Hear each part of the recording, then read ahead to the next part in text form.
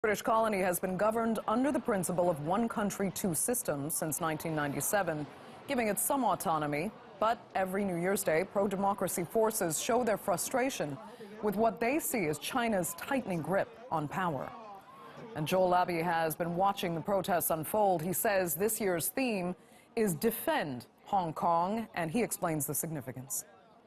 Yeah, well, we've actually seen a fairly strong turnout for this annual march. It started in Causeway Bay. A few thousand protesters currently marching through the heart of Hong Kong's bustling shopping district, and they're heading all the way down to government headquarters in Admiralty.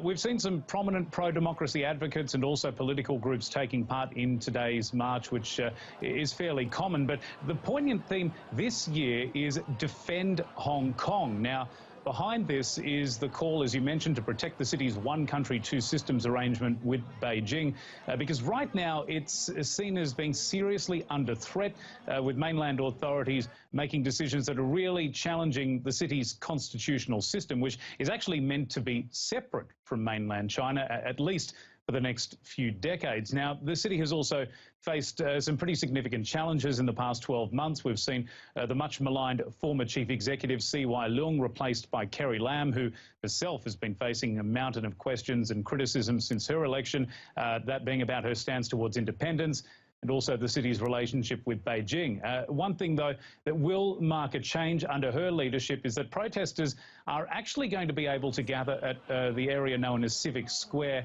which is just around government headquarters.